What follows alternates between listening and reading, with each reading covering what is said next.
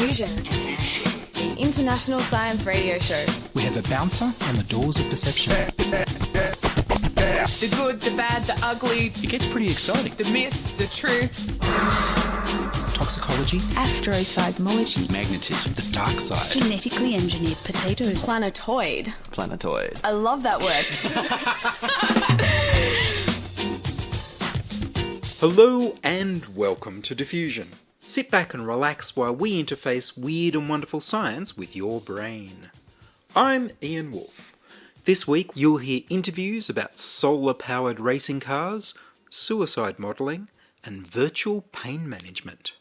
But first up, here's the news.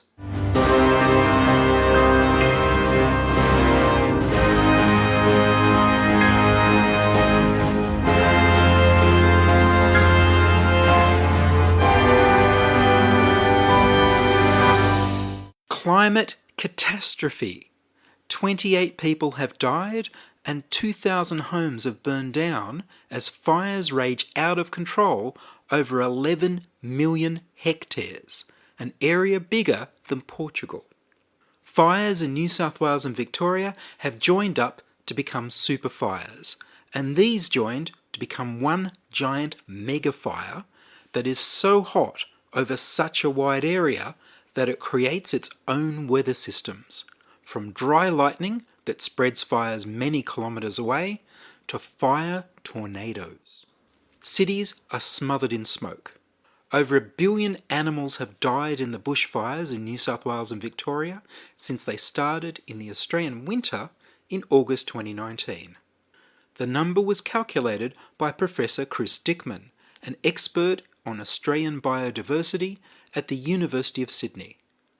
Professor Dickman calculated the number by using a 2007 report for the Worldwide Fund for Nature on the impacts of land clearing on Australian wildlife in New South Wales. The authors of that report obtained estimates of mammal, bird and reptile population density in New South Wales and then multiplied the density estimates by the areas of vegetation approved to be cleared.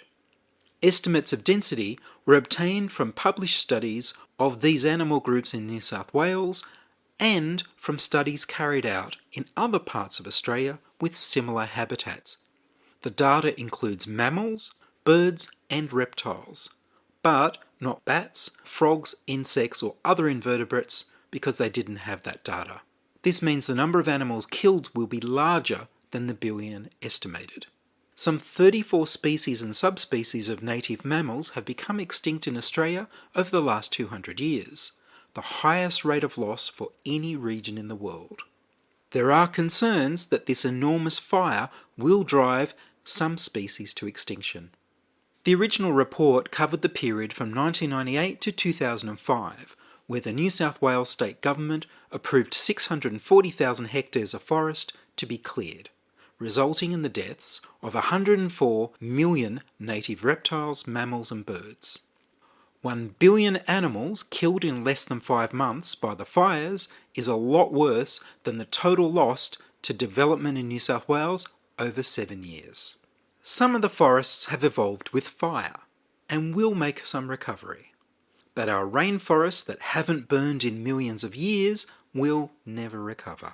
Professor Dickman told National Public Radio in America that prior research shows that animals that survived the fires in the first instance by fleeing or going underground will return or re-emerge into areas that don't have the food and water to support them.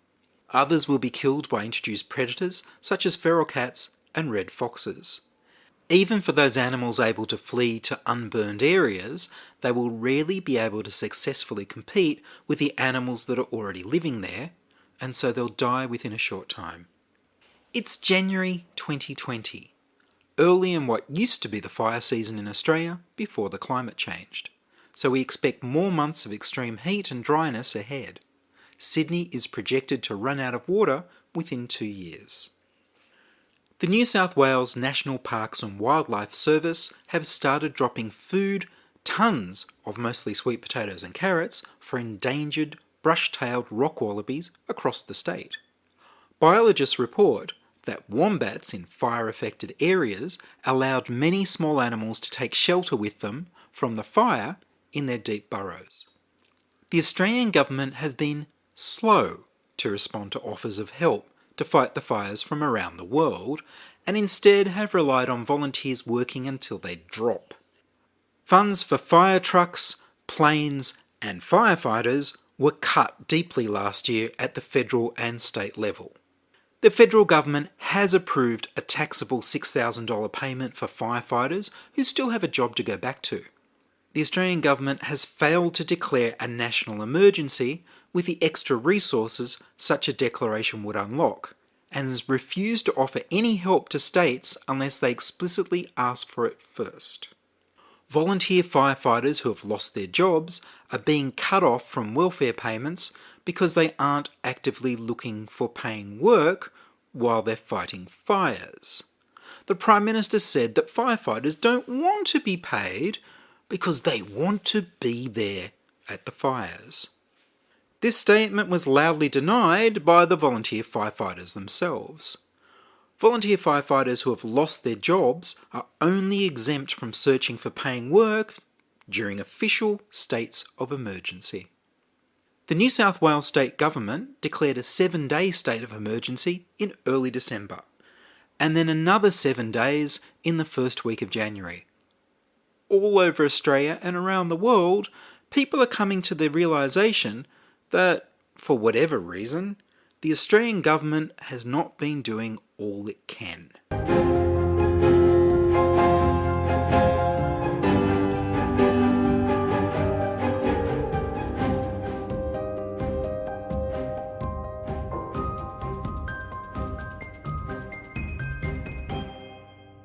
You're listening to Ian Woolf on Diffusion Science Radio.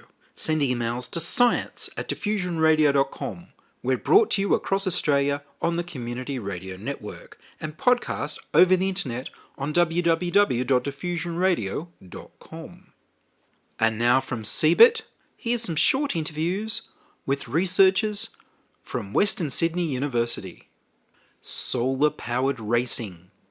Georgi Georgieff is the strategy officer of the Western Sydney Solar Team. I began by asking him to tell me about his team's solar-powered racing car. We're not allowed to say racing technically. Oh, all right. But it's a challenger car for the Bridgestone World Solar Challenge. So it's every 2 years in Australia. And last year we started competing in America. So we're planning to do that next year as well. So the car right in front of us is Unlimited 3.0. So we developed that this year. It's a whole new redesign compared to our previous cars. So it's a monohull, and our previous cars were a catamaran style. So basically, they look like boats, to be honest with you. So the catamaran's the river cat you might see on Parramatta River, and the monohull is more like a speedboat sort of looking thing. And can you tell me about the Solar Challenge? So the Bridgestone World Solar Challenge is a 3,022 kilometre challenge from Darwin to Adelaide. It's every 2 years, and you get everyone from all over the world. You've got America, Canada, all over Europe, Asia as well, so it's a big event. And how fast can you go such a huge distance?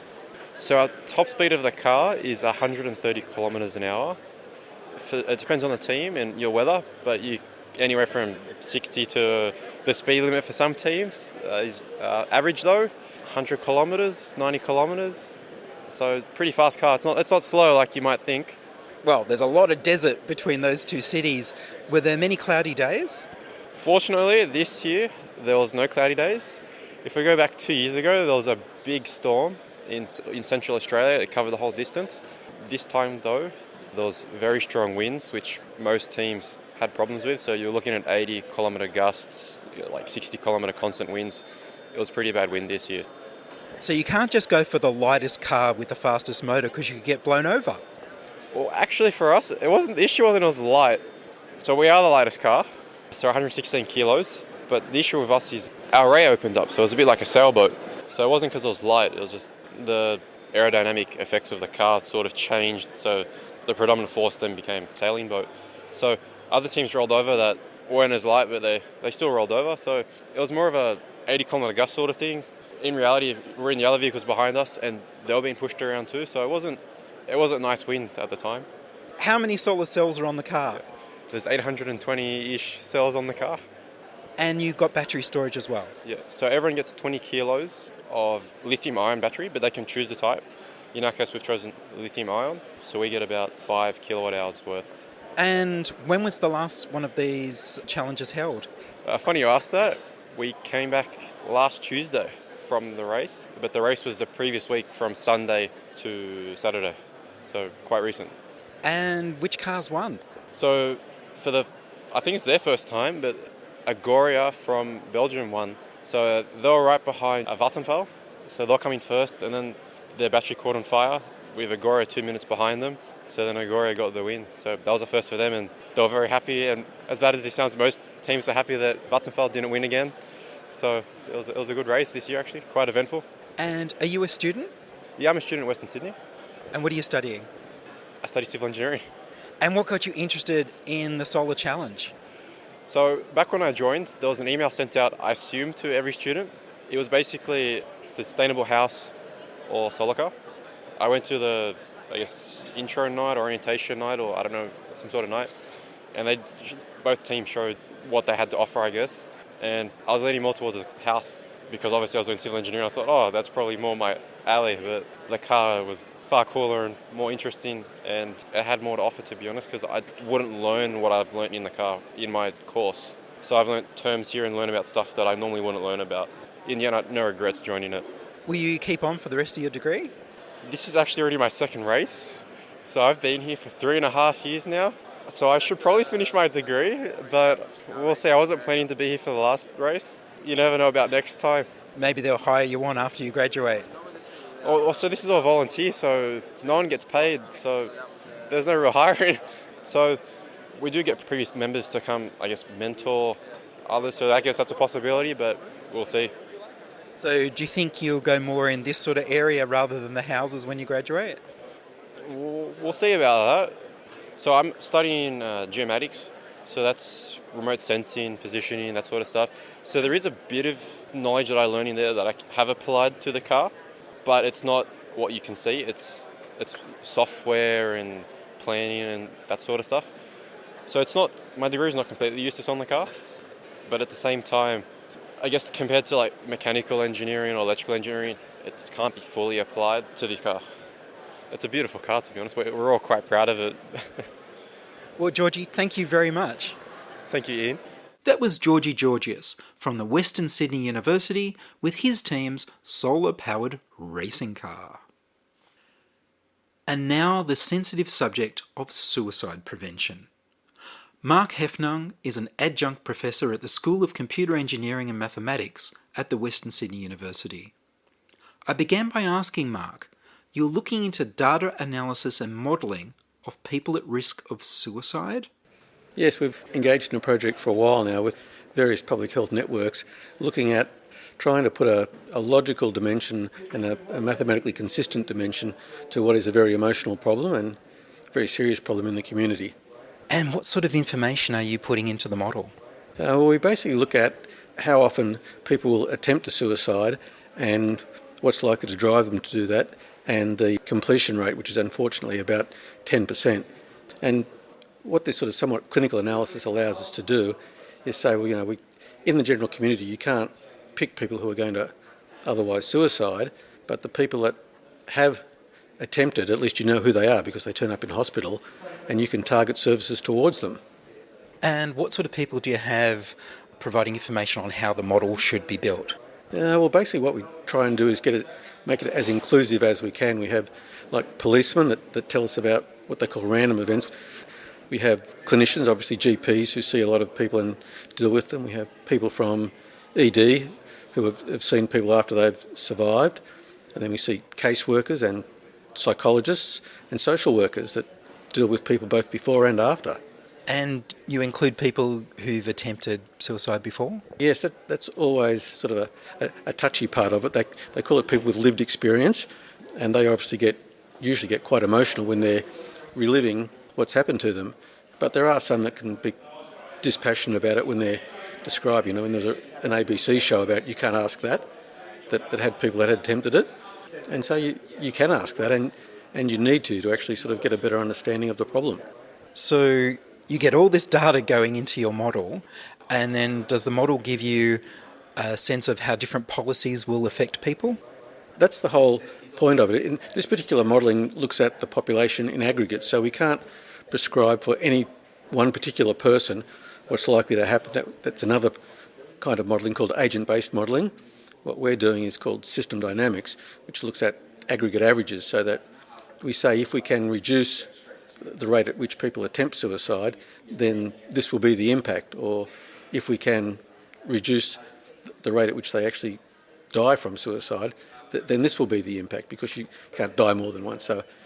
But it's looking at how these trends play out over time, because you can sort of put a dent in it, but you can't really control it. I guess the interesting thing in how severe this problem is, in about the 1960s, there were roughly 25 deaths per 100,000 from car accidents.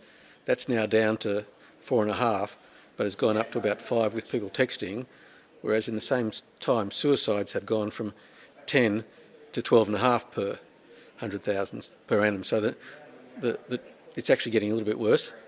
And who is it that is paying attention to the outcomes of these models? Who are the customers that are asking for the information? Basically, it's the PHNs, public health networks, who have to put together packages of where they like to get their biggest bang for their buck. And so while we can't specify exactly how many lives will be saved, we can say things that if you spend a lot of money on GP training, for instance, before you put in place the downstream services that those people will need, you'll make things worse, likely make things worse for a little while. So it's the timing of implementation is equally as important as what you actually do. It seems like you should be also getting people paying attention on both sides of all sorts of political issues that can affect vulnerable people. Things like Centrelink policy or asylum seeker policy and things that can lead to suicides. Yes, there's a whole range of reasons why people ideate, and it's trying to get the best understanding. I mean, particularly the sort of Aboriginal communities have a very high suicide rate, and that's something that we're particularly interested in, and have sort of sub-models that look at that in particular. Do you have anyone in the federal government looking at your models? Yes, they've recently been down to made some submissions in Canberra to sort of Greg Hunt and a few other people. So Ian Hickey is a great advocate for the work we're doing, so it's best to let him do it. You don't have a dog and bark yourself, so we let him do that talking. It just seems like there's so many government policies that can adversely affect people that are subject to depression and all the other negative emotions that can lead to this sort of thinking. Shouldn't this be part of all of the policy making that could potentially harm people? Well, we would advocate that sort of thing, but you can't boil the ocean. We can't attack everything at once. So we do things that are of particular interest to us and where we think we can make a difference. I'd just like to encourage more people to have a bit of a look at system dynamics as a methodology for just a slightly different way of looking at things. I'm an engineer, and we have a saying in the engineering field, if the only tool you've got is a hammer, every problem looks like a nail. So every now and then you need a Phillips head screwdriver, and we would say we're the Phillips head screwdriver. Well, Mark, thank you very much. Okay, my pleasure. That was Mark Heffernan from Western Sydney University talking about data analysis and modelling of people at risk of suicide.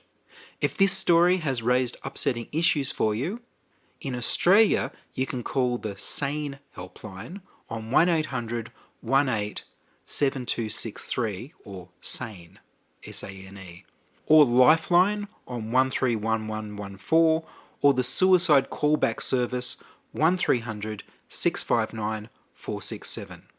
In the US, you could call the National Suicide Prevention Lifeline 1800 273 8255. Virtual pain management. Senior lecturer Anton Bogdanovych teaches video games development and programming at Western Sydney University. I began by asking him, is this a virtual reality game for pain relief? Yeah, so this exhibit is a project funded by Sony. It's a collaborative work between Western Sydney University and Liverpool Hospital. We also work with a psychologist from Melbourne, so it's quite a team. And so what's the idea here? So you've got people in extreme pain, from injury or illness, and they put on a headset? It's not necessarily extreme pain. What we are looking after is chronic pain. So virtual reality and gaming and many other things can be used as a distraction therapy, but we try to go a step further from distraction. We try to achieve a long-lasting effect, so it's more of a training solution and it's a psychological training solution. And so what do they see in the virtual reality? So what we're trying to do is we try to replicate a psychological intervention, a small part of it because it's just a prototype. And what they see basically is what a patient is likely to construct in their head. So imaginary world as a result of speaking to a psychologist. So they will be wearing a headset and they will be listening to the voice of the psychologist, but all the experience will be visualized there and there will be instructions on how to interact with it.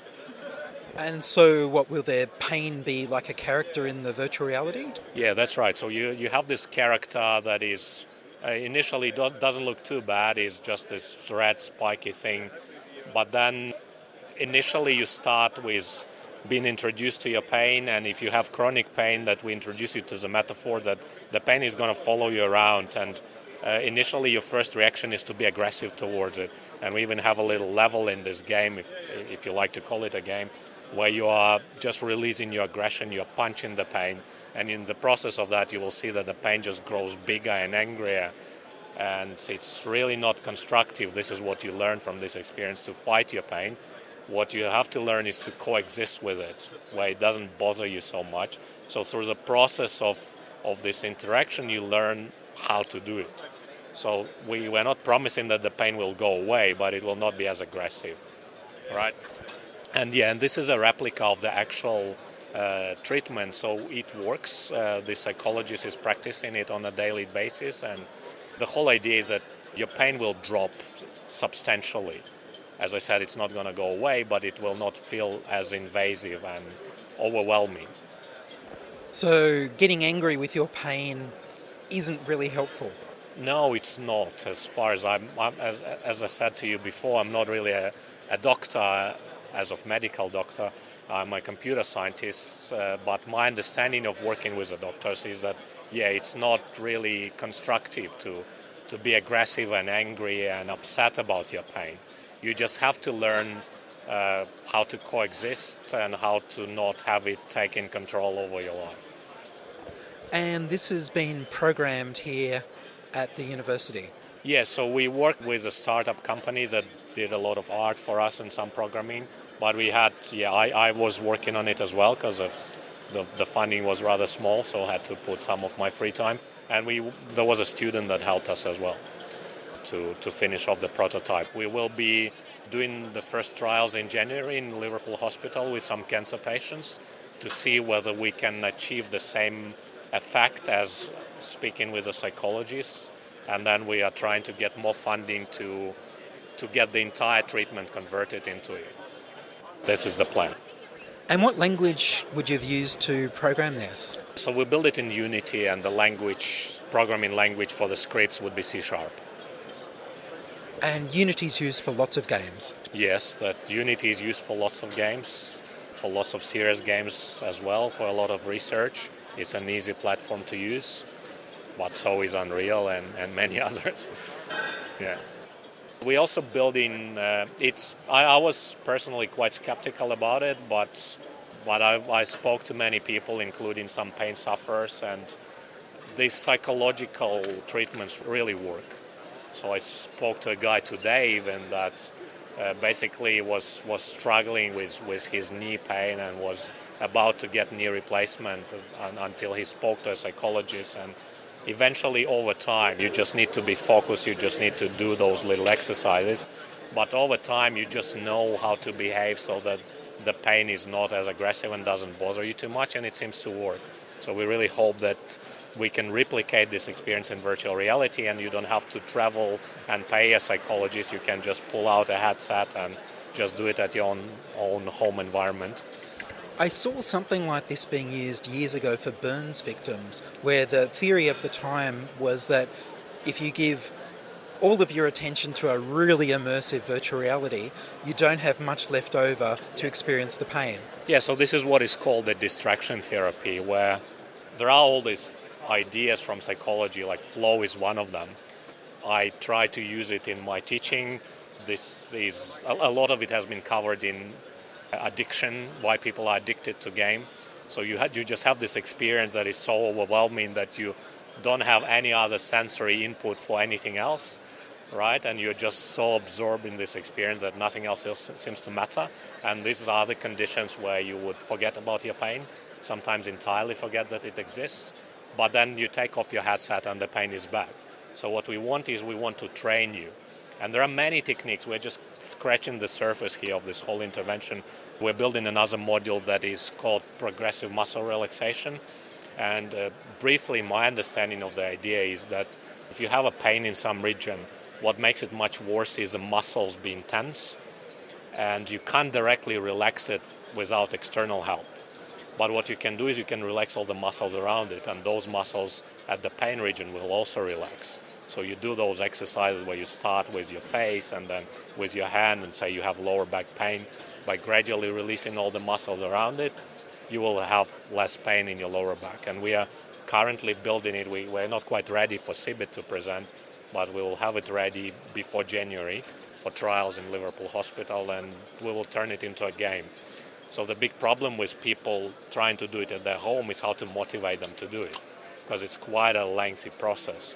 And we try to motivate them to do it by similar mechanics as what motivates people to play video games. Well, Anton, thank you very much. Thanks a lot. And that's all from us this week on Diffusion. Send your contributions, opinions, helpful suggestions and donations to science@diffusionradio.com. That's science@diffusionradio.com. Please do send me an email with a question I can answer on the show. Please like the Diffusion Science Radio page on Facebook and rate us on iTunes. Tell your friends. Follow me on Twitter @Ian Woolf. The news music was Rhinos Theme by Kevin MacLeod of Incompetech.com. I produce Diffusion, which is broadcast around Australia to 26 stations on the Community Radio Network, including 2RBM in the Blue Mountains of New South Wales, 8CCC in Alice Springs and Tennant Creek, 2 NBR in Nambucca Valley, 3 NBR in the Mallee Border districts of Victoria and South Australia, and 7 LTN City Park Radio in Launceston, Tasmania. Diffusion is syndicated globally on the National Science Foundation's Science 360 internet radio station, and also on astronomy.fm. Subscribe to the podcast on the Diffusion website, www.diffusionradio.com. That's www.diffusionradio.com, and check the website for links, photos and videos about this week's show. If you enjoyed the show, you can explore more than 1,000 previous episodes archived on diffusionradio.com, where the shows are labelled by keywords so you can focus in on the stories you want to hear. Subscribe to the Diffusion YouTube channel at youtube.com/c/diffusionradio. If you enjoyed this show, you can explore nearly 1,000 previous episodes archived on diffusionradio.com, where the shows are labelled by keywords so you can focus in on the stories you want to hear. Subscribe to the Diffusion YouTube channel at youtube.com/c/diffusionradio. I'm Ian Woolf. Join us inside your audio device of choice for more science wondering next week on Diffusion Science Radio. Science is fun. It helps you to learn, to know, and to appreciate. When you study science, you may go on field trips. You discover the marvelous interrelationships between all living things. You learn to read the history of the Earth as it is written in rocks and fossils. You find out what makes things tick, everything from a molecule to a living organism. In the study of science is found the most useful and satisfying knowledge of man. Knowledge of his physical world, its past, its present, and its future. And in your moments of relaxation, now and in the years to come, you will find the study of science leading you into fascinating pursuits. Photography, collecting. Why study science? Study science because you will find in the study of science a richer, more rewarding life.